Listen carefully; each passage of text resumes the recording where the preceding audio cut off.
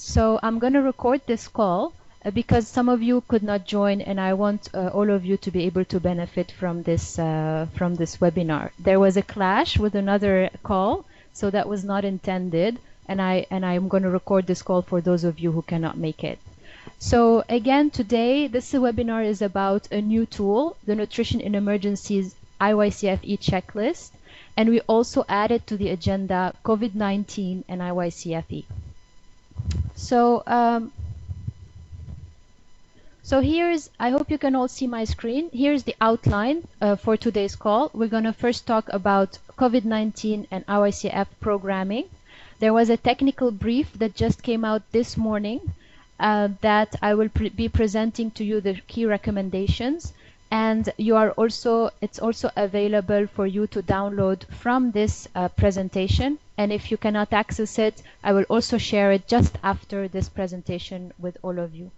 There is also a template that was shared just now, actually, for a joint statement, and I will also be sharing this with you. So we will be discussing this topic shortly before we move on to discuss the background for creating the IYCF-E checklist. What's the objective of this checklist? What are the objectives?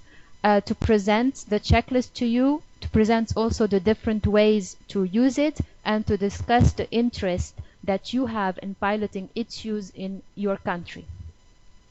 Okay, so we can move to COVID-19 and IYCF, which is the topic that was added to the agenda due to what is happening, obviously, to all of us.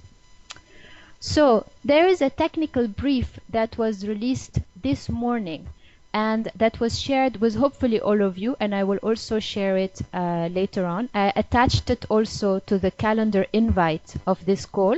So for those of you who received the calendar invite, also have this as an attachment to the calendar invite.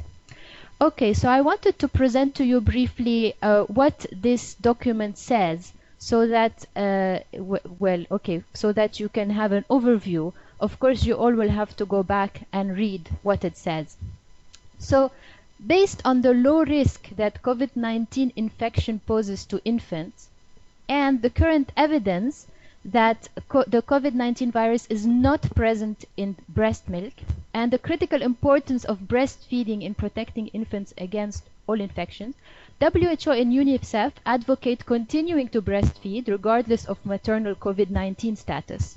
Therefore, so in the context of COVID-19, the recommended IYCF practices should be protected, promoted, and supported while applying appropriate respiratory hygiene during feeding, care, and contact with the infant and the young child. So, what they mean, and you can see it also projected on the screen, to always, so that the mother or the caregiver always wash hands with soap and flowing water frequently, including before and after all contact with the infant, routinely clean surfaces with the mother and child have been in contact with using soap and water, and if the mother has respiratory symptoms, the use of face mask when caring for the infant is recommended if possible, even if using home mask. So it's better to use a mask, actually, even if it's a homemade mask. And then to maintain physical distance with other people and avoid touching eyes, nose, and mouth.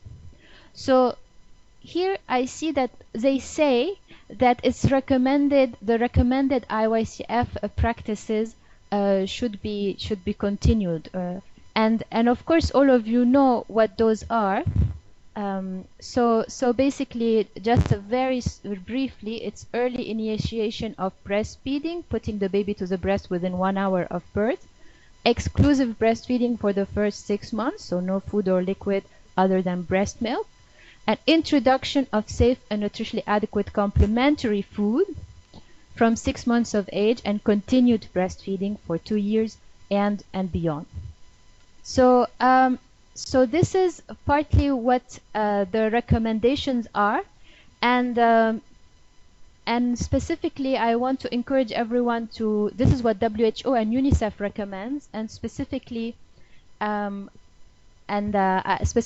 want to say that that it's better to go to WHO and UNICEF rather than CDC, the Center for Disease Control, because the Center for Disease Control is only for the US population mainly. Although it is a good resource for the United States, it doesn't apply to the rest of the world. So I do encourage you also, when you are seeking for guidance, to check UNICEF and WHO primarily, so that you are not confused with other more national-based recommendations. Okay, so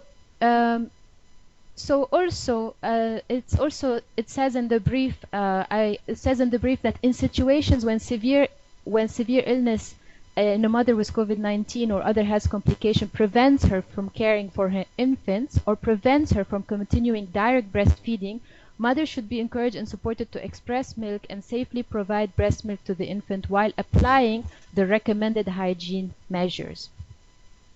Okay, so this is more for the really for like the specifically in the case of breastfeeding or of mothers with or confirmed or suspected with COVID-19.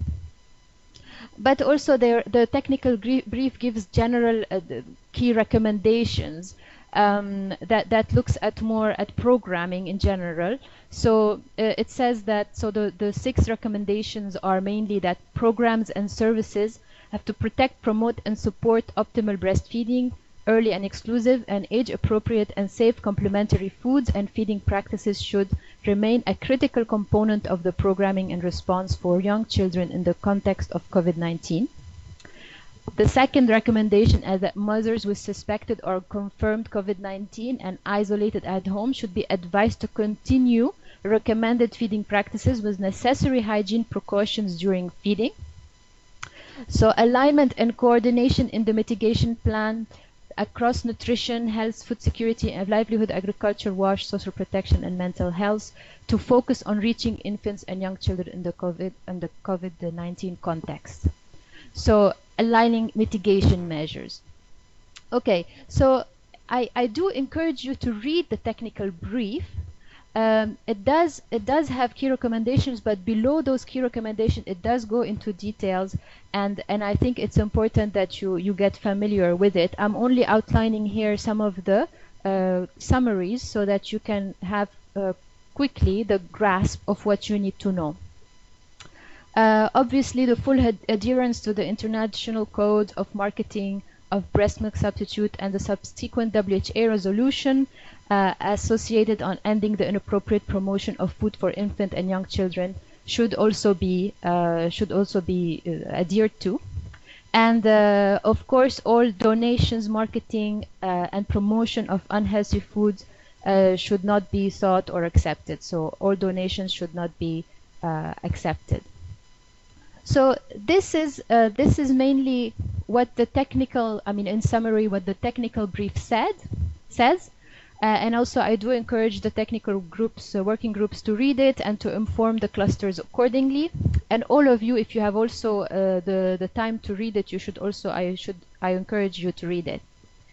I want to say that just now, the infant feeding in emergency core group, which is the global thematic working group for infant feeding in emergency, has issued a template, so an example template of a joint statement that you can adapt in your country for COVID-19 and IYCF. So this template is now available, and it was just sent to me just a few minutes ago, and it is also I uploaded it in this presentation. So if some of you are able to retrieve it from there, otherwise I will send it to you right after this presentation.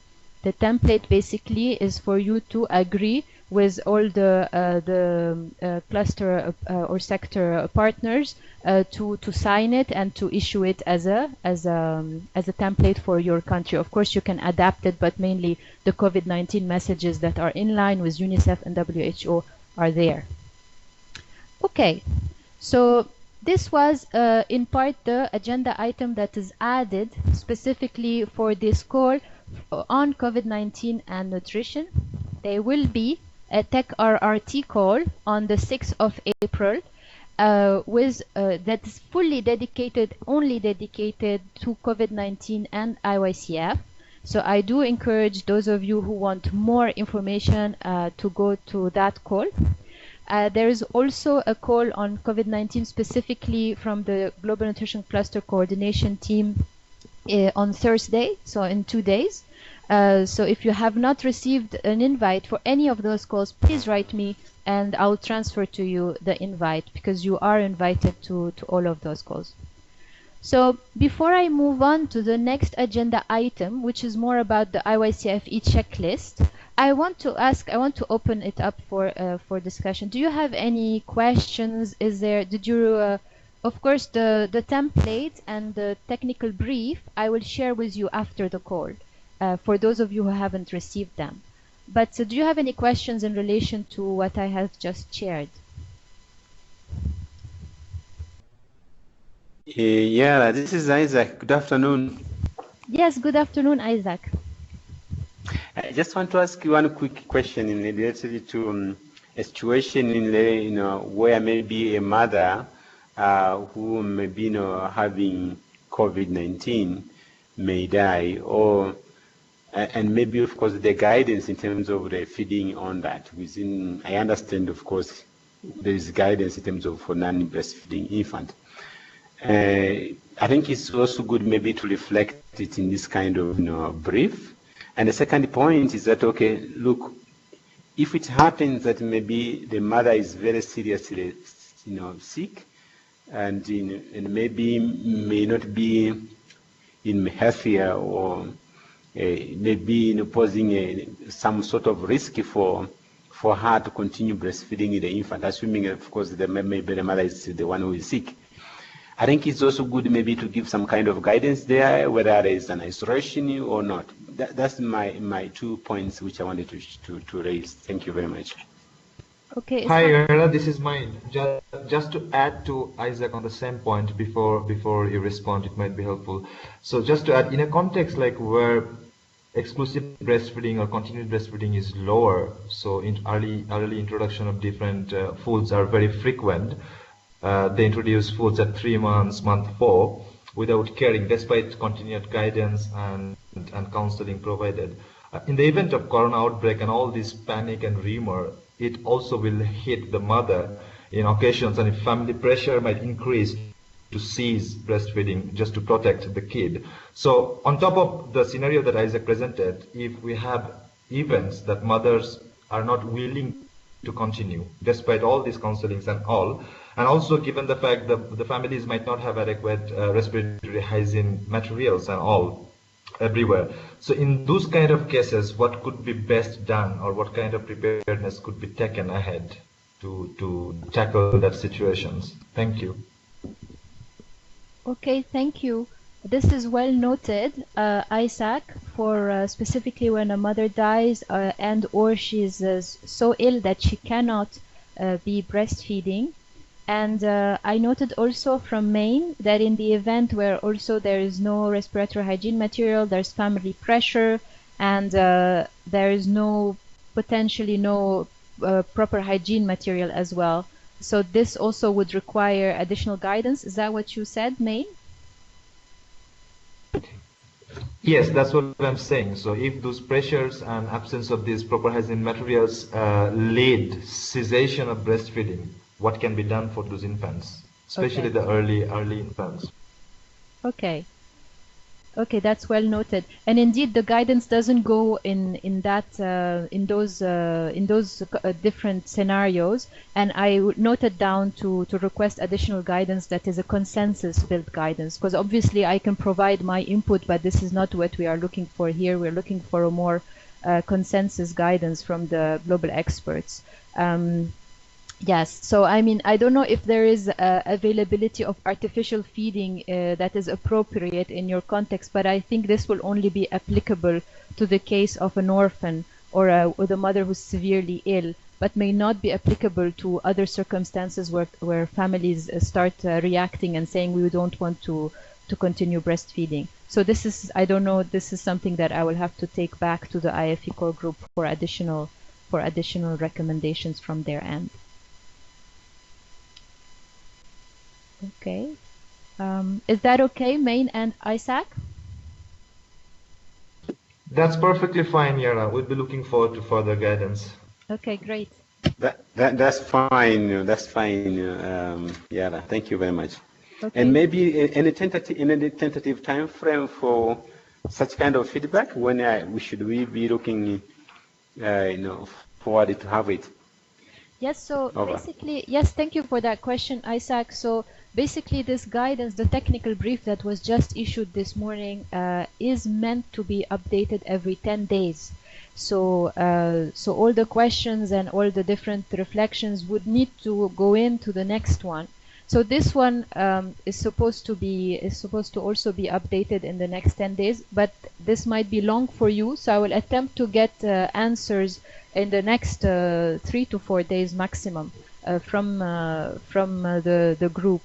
So, but it will probably be as a response to you specifically, and hopefully we will be able to have a guidance for all updated in that regard in 10 days.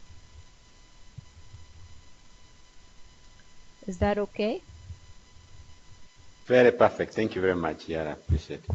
Okay, great.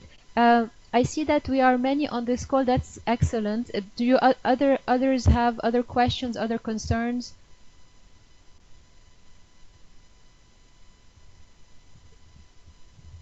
Okay. So maybe, so do you want to maybe write your concerns if you are not comfortable, or there's background noise where you are?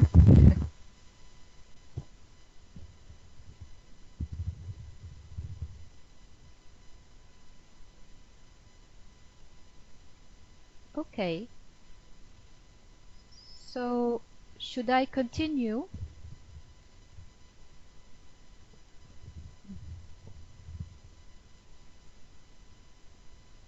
Okay.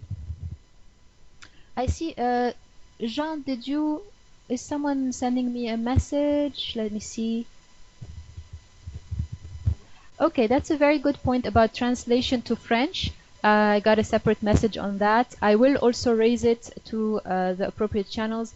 It was just out this morning, this guidance and the template as well, but we will also attempt to translate them as soon as possible. I cannot promise anything because those briefs are being updated very frequently.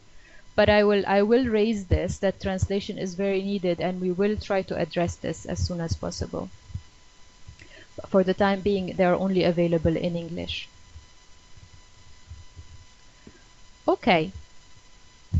Okay, so we will have another, I see that we will be having another moment at the end of this webinar also to discuss. But this was mainly the agenda item on IYCF and COVID-19. This was the part for it.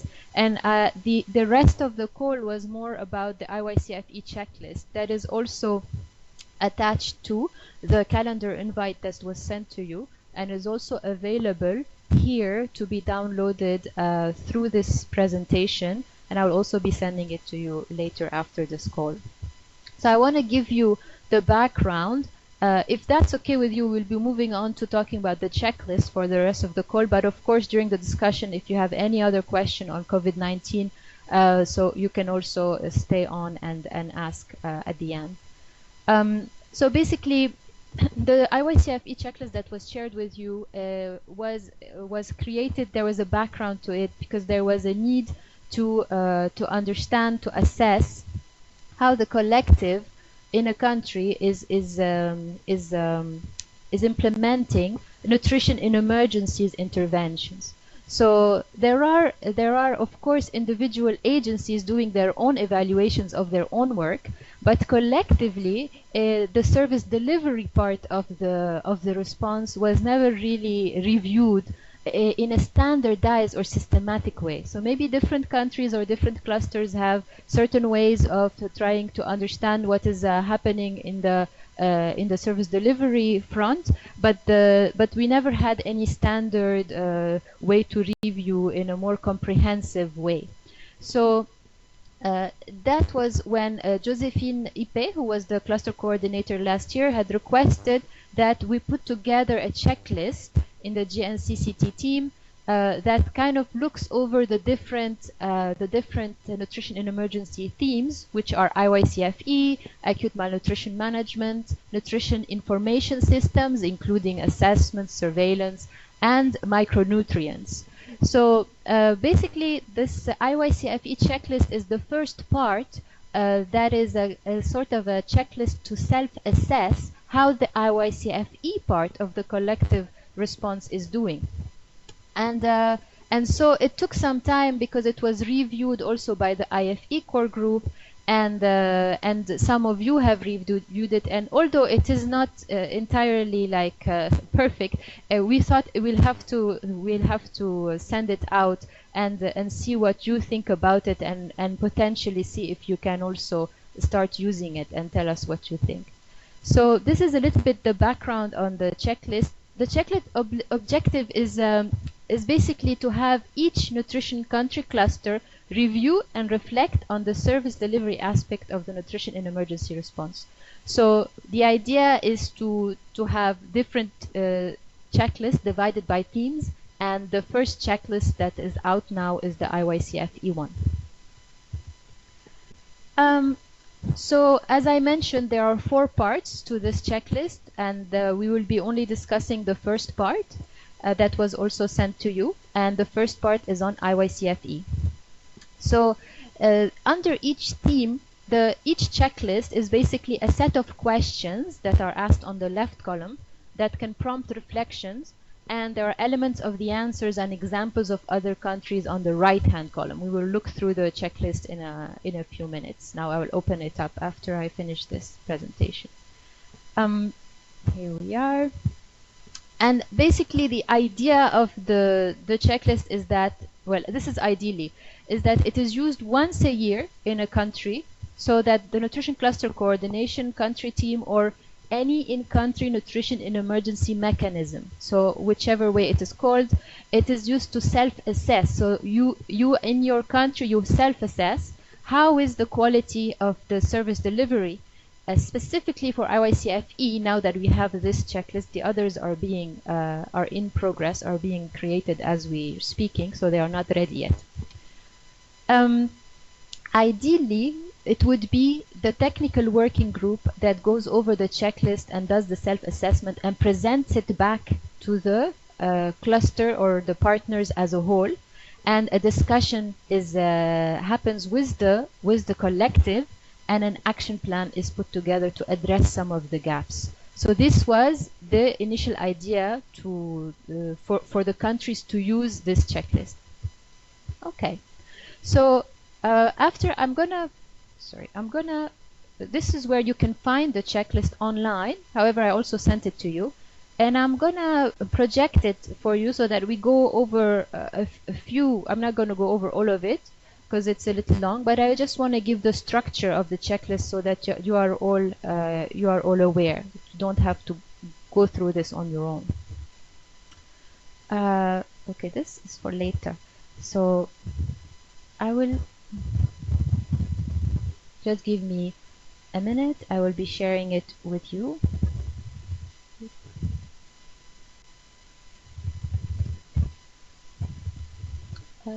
So here it must be. Here we are. Can you see it now?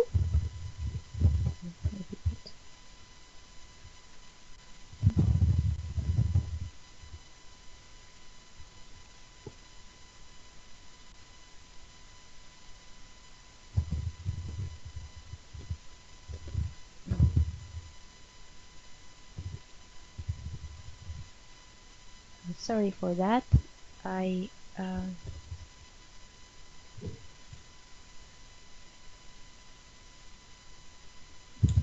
Okay.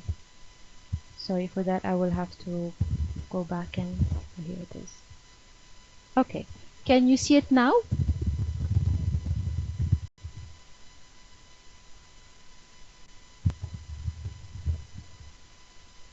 Yes, you can see it. Okay. Great. So, sorry for that. We'll go back to it. Okay, here we are.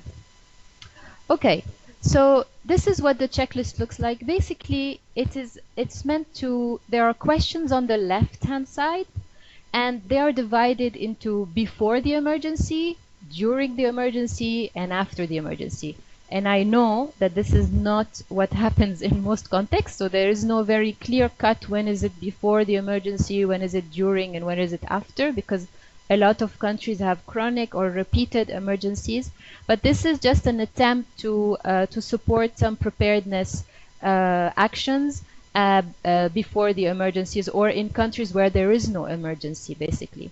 But for the rest of the countries, it's really important to read through all of it, so that because before, during, and after the emergency are so linked, and it's difficult to tell where you are exactly. So before the emergency, it goes through some actions that can be done specifically on IYCF-E that are in relation to policies and guidance, but also to contingency plans, to the media, what can be prepared ahead of time, what type of capacity building is needed, what are tools or trainings. In terms of data, what can be prepared before any issues arise, and also in terms of supplies, how to pre-position what needs to be discussed ahead of time in order to make sure that if there is an emergency in a country, there are already things in place in terms of training material, supplies, ready-to-use infant formula if needed, or powdered infant formula, even if it's small quantities. But if we have pre-positioned, and there is more discussion to the right-hand side where you can see more details on different aspects. I will not go through it in details. I just want to say that in terms of technical working groups, that in this checklist, it's we are recommending in the JNCCT that you do have a technical working group on IYCF-E, so that those actions are taken up by this group, so that this group is active, even if there is no ongoing emergency, that there is a group that is active in creating and collating all this information so that you are prepared if an emergency strikes. So there is also a part you can see here at the onset and during the emergency response. It goes through the needs analysis. It goes through as well the strategic planning, and it includes aspects of what should be included in the HRP. In terms of there's also policies and guidelines, but when it comes to interim policies and guidelines that you can put in place quickly if there's an emergency and this work has not been done in the past. And it also goes through the media and capacity and examples of joint statements as well.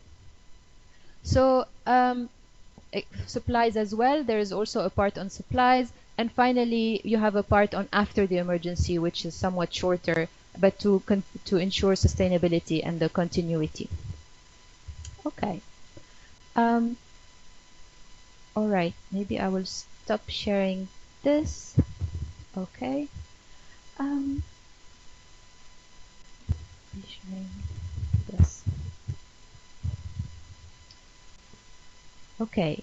So basically, this is the IYCF-E checklist. I didn't go through it in details, but I gave you an overview. And I want to first, before I go to the last point, which is basically to discuss which countries are interested in piloting it, I want to first ask you, before asking this question, I want to first ask you if you have any questions, or do you need any clarifications on the checklist?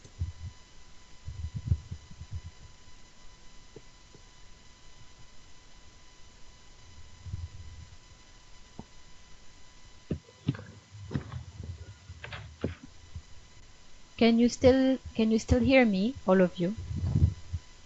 This is the moment when maybe you have been talking to yourself. Yes, okay, yes. Okay, thank you. Thank you, everyone.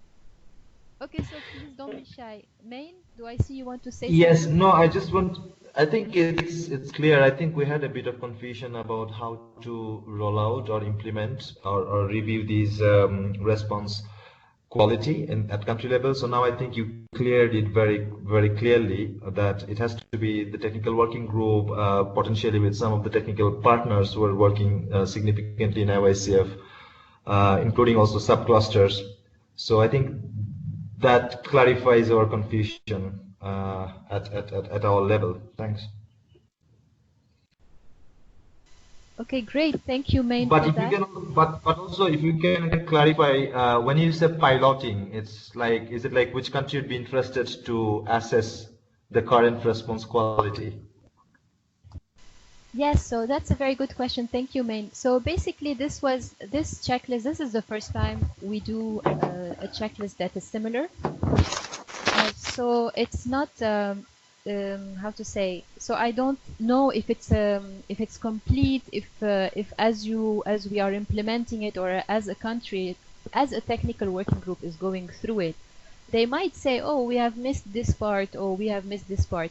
So the idea is to choose a few countries among you who are willing to go through this exercise, and I will support them remotely, of course. In today's context, everything's done remotely, and so I will support the group to review in their country according to this checklist, and we will also be discussing the checklist itself. Like, is it really complete? Is there a part that is missing? How can we improve this checklist? And we can potentially have, at the same time, a review of the quality of the IYCF-E response in that country, to be used by that country mainly, for you to do an action plan with the partners. And at the same time, for the collective, I will be able to adapt the checklist and change hopefully parts of it, not all of it, but hopefully some parts of it, so that it is adapted to all of you, and then it will be a version 2, hopefully, of the checklist. So this is the idea, that is two objectives in one, by piloting this checklist. Is that clear now? Yes, that's perfectly clear. Yeah, so I will not be confirming it, but I think it's very relevant for our context. I will be talking with the group members and also cluster coordination team, and then we will let you know. Thanks. Okay, that's excellent. Yes, that's good news. Main in the airline. Listen, I think from the cluster coordinator point of view, we have a lot of challenges here in Yemen, and I think it is a good opportunity for the IYCF technical working group here to try to pilot it here. We can discuss it within the group, but I think it is something, if we decide from the cluster point of view, I think it's something which we should really prioritize. Main Save International and the UNICEF, they are the chairs of the IYCF, and I think Main definitely supports. We have some challenges. I think it's good to reflect and see how we can improve on the IYCF in the country. So maybe if I can immediately volunteer for Yemen to start to be one of the countries to be piloted. Over. Okay, thank you, Isaac. That's excellent. I will note down, and we can discuss in the next days or week after this call. Thank you for that. And do we have other participants or other countries who are thinking about using this checklist within the technical working group, or raising it among their technical working group members? Hello, Yara. This is Sabah from Pakistan. Yes, hi, Sabah. So, hi, how are you? Good, thank you. Yeah. So I just would like to share the example, because as soon as we've received this checklist, I forwarded it to my provincial colleagues who are taking care of IYCF component. I think Pakistan will be in a position to exercise this checklist at the provincial level. Because as you know, in Pakistan, it's like a provincial chapter, health and nutrition, and each provinces, they are implementing as per their context. However, there is a streamlined structure. The only question I have is that we do have different coordination platform with different name. For example, here we are mentioning IYCF-E, TWG. In one of our province, it is called Infant Feeding Board Committee. In one province, we are calling it IYCF tag. At federal, yes, we do have IYCF TWG. So how you see this variety? Would you still be considering all those coordinating bodies or fora to, be part of this, exercise, having this checklist at the provincial level? Thank you. Over. Hi, Saba. Yes, this is an important question. And I think that it might be the case in a number of countries that it's not only one group that is existing and is looking at IYCF-E. So indeed, this checklist is meant to be used by a group for the collective. So it's meant to be used to look at the IYCF-E interventions of the collective by a group. So it could be potentially in your country, this is just a suggestion, to raise the existence of this checklist and to ask whether a group can take the lead for the others, or if representatives from each group will come together to join a small task force to do this, to review this checklist, so review the IYCF-E interventions in country and then go back to feed all of the groups and the collective. So it's up to you to see how best in your context what would be better accepted. Should it be the national one that takes up for all the others? So this is something that we can actually discuss, Saba, if you want the different options that are possible and what is best for Pakistan. Okay. I think Pakistan would love to go for this year because we have done lots of effort around IYCF-E in terms of strategy, policy, guideline, trainings. So it's really a time to assess ourselves. Okay, great. Okay, that's well noted, Saba. So I will note it down and we can also discuss further during another call in the next days or a week. Sure. Thank you. Okay, excellent. Thank you.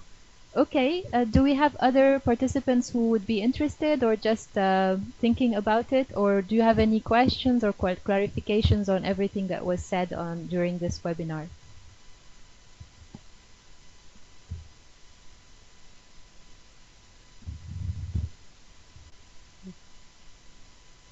Okay.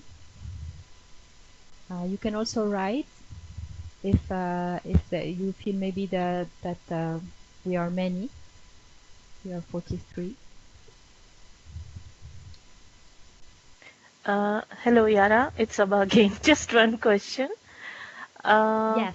After doing this assessment based on this IYCF-E checklist, is it like some marking or grading or, like in terms of percentage that would actually give us a clear idea that we are doing good, well, average, bad, Okay. how we should move? Yeah. That's a very good idea. It's no, there is no marking right now. It's really the main aim is for you to be able to assess and see where the gaps are to put together an action plan that will be agreed by the collective. But this is something that maybe after the pilot, after piloting it in a few countries, maybe we would see the need to have a rating. Let's see. For the time being, it doesn't have a rating. Because maybe some parts are good and maybe there's one gap or two gaps, so it might be a bit discouraging to rate the entire interventions. Yeah, but definitely something to look at for the future. Yeah. Thank you. So that's noted, Saba. Thank you for that. Okay, anyone else? I also got messages separately saying that you will discuss in your countries and revert back. Okay. So anyone else who wants to say or to ask a question, please feel free. We still have a bit of It was a 45 minutes webinar, but I actually scheduled an hour just in case you have more questions. But if you don't have questions, we can end it sooner. So, but really feel free to just write me separately, or even after this webinar, if you have any questions, you can also write me an email, and we can also discuss. Okay, going once, going twice. Okay. Okay, everyone. Yeah. So yes. Yeah, I just wanted to have a final point. Yes. This please. is mine again. Yes, mine. We went through the checklist actually together, but we didn't manage to discuss on the checklist. So what I realized is it refers to IYCF-E in most of the questions that were developed on the left-hand side. But then when we assess, in some context, you may have a guideline, IYCF guideline. In some context, you may have operational guidance, but it might not necessarily reflect to the standard IYCF operational guidance, the version 3 that we have. So is there a way to make a note for the working groups, like the standard tools that we should be looking at when we assess? So maybe we have a guideline and we are saying, okay, in country we have a guideline, but do we also dig into what are the key recommendations that are lacking within that guideline? Because that's how I see it to go, but I feel it's a bit lacking. Or maybe just simple note for those countries who will be piloting could be helpful when we assess particularly on those elements. Same for the training curricula. In different countries, I'm sure each country would have training curricula for IYCF, but whether it's really reflecting to the IYCF in emergency situations, recommendations, and those advices, that's the point that I think we need to highlight when we do the exercise, especially during the pilot phase. Over, Yana. Yes, Main, thank you very much for raising this. Yes, indeed, if you have an IYCF policy or an IYCF guidance, it's important to dig and see if there's a chapter on IYCF-E. Because as you know, of course, IYCF in emergencies is different and sometimes can be very different in terms of interventions and in terms of what needs to be considered. So yes, this would need to be taken into consideration. There is a part in the checklist that's just a question, and then there is a paragraph to the right that goes into more details, and definitely also for the training material. So I would say yes, and yes, Main, if you want to, as you said, you will be going through this exercise for Yemen, and I'll be more than happy to support you in doing that and see what's the best way of finding out and also going through the different IYCF-E chapters of the guidance, of the policies, and of the trainings. Thanks, Yara. Noted. Okay, thank you, Main. Okay, well, thank you, everybody. Thank you very much for just yeah. Yeah, just a quick question. It's not about the checklist. It's about the brief, the COVID brief. Yes. I just want to know whether we can share this document to the rest of our partners, or is it something which is only for cluster coordinators, something of the sort?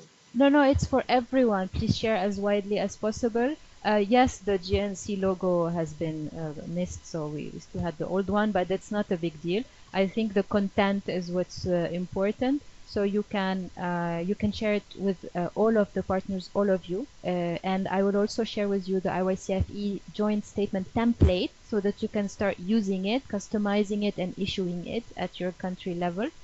I see that also. Okay, and in 10 days, as we were promised by UNICEF PD, the GTAM and the GNC, they will be having a new one. So please share it now, and in 10 days you can also say, as you share it, that in 10 days there is scheduled to have a new one. It's actually written also on the brief. And I'm seeing that, Najwa, you're saying you will be translating it into Arabic. That's great.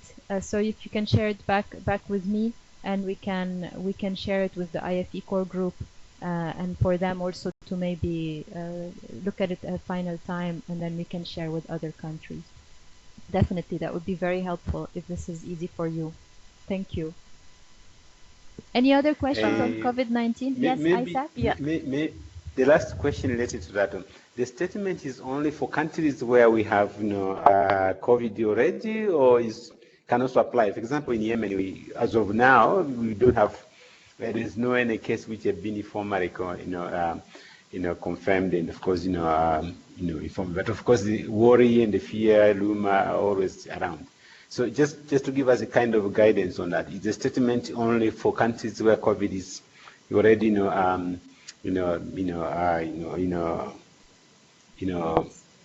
an immediate threat? noted? Yes. So even also to apply to countries where there are no cases. Thank you very much.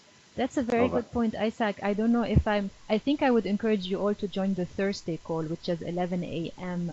Geneva time. I don't know which times it will be for all of you, but the Thursday call will go into more details.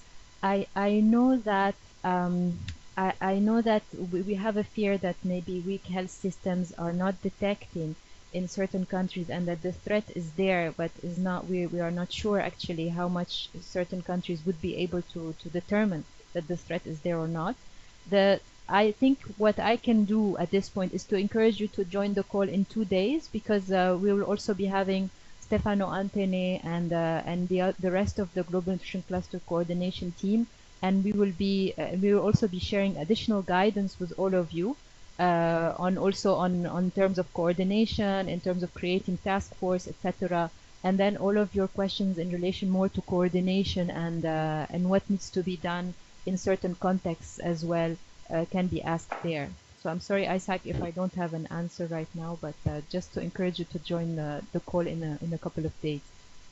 That's perfectly fine, Yara. And also, if it's feasible to have like a smaller call with Isaac and myself any day in between, it would be really great to stress some of the points so that the core group can come up with this practical guidance, because I think we will struggle on that particular points raised before both by Isaac and myself. Okay, that's noted. Okay. Thank you, Yara. Appreciate it. Thank you to both of you. Thank you. Bye. Okay, so thank you everyone. So as I said, I will be sharing all of the material with you and also the recording after this call. And so Najwa, you will also be sharing the Arabic, hopefully the Arabic version of the technical brief.